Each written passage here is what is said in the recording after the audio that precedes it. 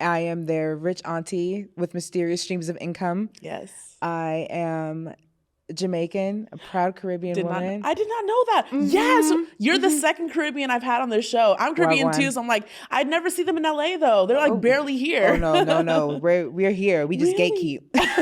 We gatekeep the parties. That's all that is. But we're outside.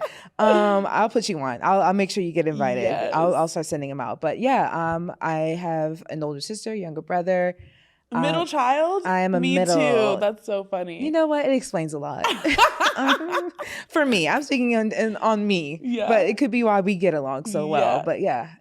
Okay, so Camille, let's get into the nitty-gritty. Yes. I have a couple questions for you. Oh God.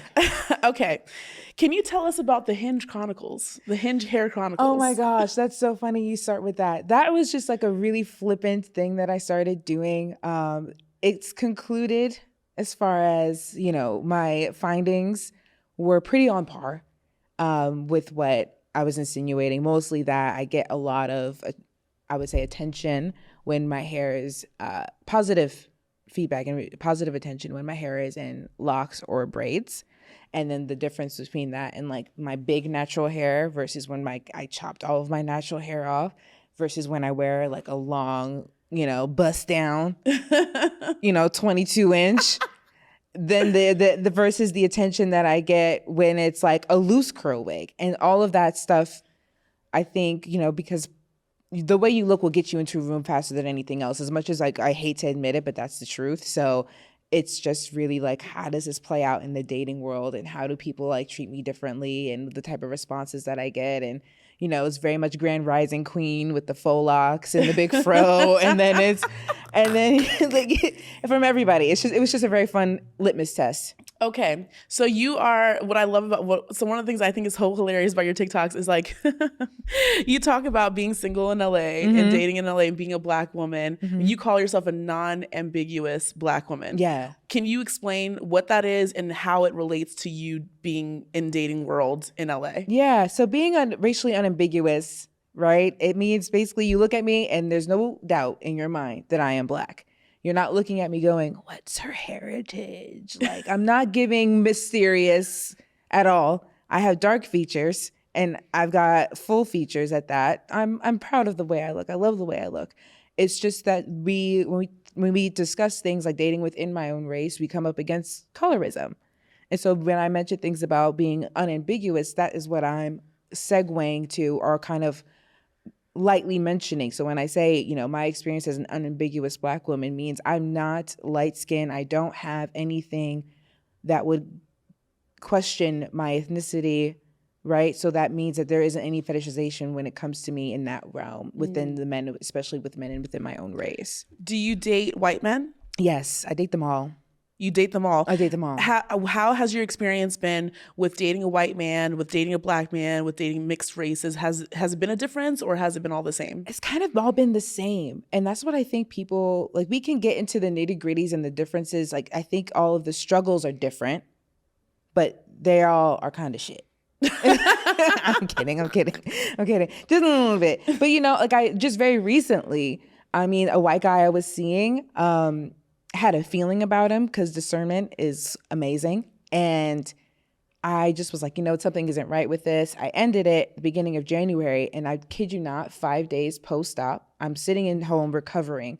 And I get a DM from a girl that was his girlfriend the entire time we were dating. It was a white guy. What? Yes. That is not a typical stereotype. I'm sorry. No. I've not heard that. That is wild. But even if you haven't encountered it, I have enough white girlfriends going up in PWIs too. I see how they do them just as...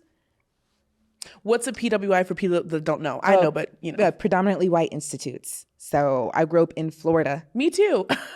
You know that from Orlando. From Orlando. Yeah. And you grew up in Orlando. I went to college in Orlando. I went to UCF. Oh. And then I also grew up in Melbourne, which is like south of Cocoa Beach for people that don't. I love Melbourne. I love that beach town. Do you not like it?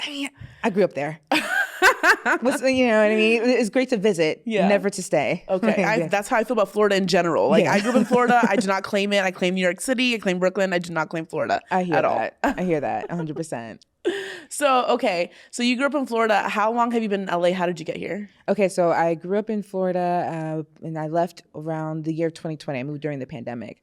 Yes. Wow. I said now or never. And I chose now. And I took that risk. Luckily, I had work from home job. I work in tech sales.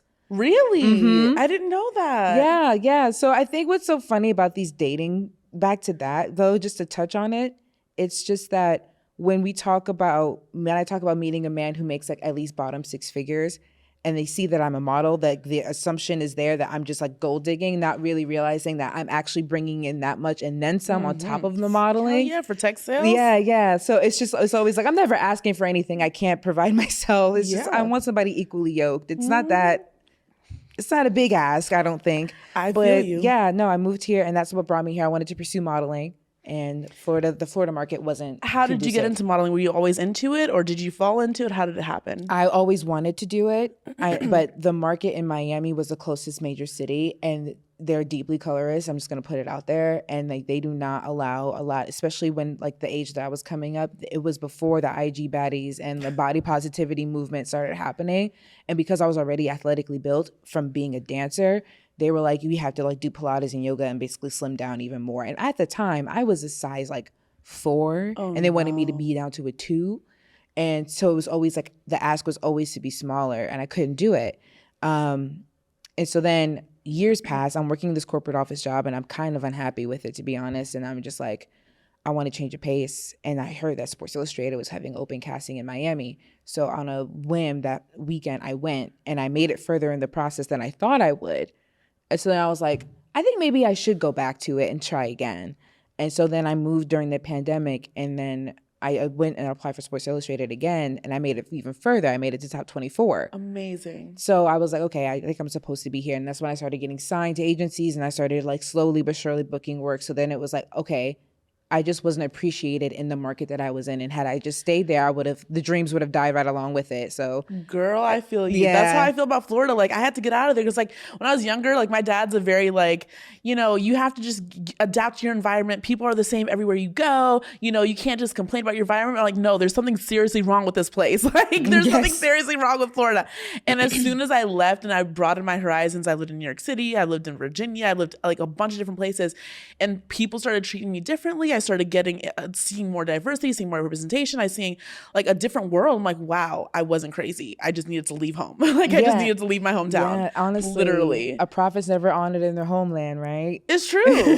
Like, I'm not saying we're prophets, but you know what I mean. Yeah. You got to go where you're celebrated, not where you're tolerated. And honestly, an ex gave me a really great story about how like the first like people that developed the airplane were seen as crazy, and it wasn't until they moved and had people support them, then we got airplanes. So really, it's just like your environment is very critical to whatever you're trying to accomplish. And you moved here into LA. Was it because Sports Illustrated was maybe based here or doing auditions here? Like why not New York? Why LA? Oh, LA because I hate the cold. Oh, Jamaican. Plain and simple. There is no other reason. And mind you, I have a father I have my dad's side of the family that lives in the Bronx. Because I was born in New York, Freeport, Long Island, and then I moved to Florida when I was 10. Same. I was born in Jersey and I moved to Florida. That's so crazy. I didn't know we had so much in common. If we locked in. That's really why. Wow. Yeah. So you were like, no, Dad, I'm not going to go up to the Bronx. It's too cold up there. I'm going to go to LA. Do you have any family or friends that you knew here before you got here? Friends, yes. Friends. Okay. Mm-hmm. What's it like for those people who like are thinking about coming to LA or moving to LA? What is it like as a transient person living in LA? Is it hard or easy to make friends? What would your advice be? And what has your experience been in trying to develop friendships here in LA? Whew. I know it was a lot. Yeah, it was. All right. So advice. I think I've given this. I have a TikTok about this actually. And that's honestly to stay true to who you are. And that's a big ask if you don't know who you are. Oof.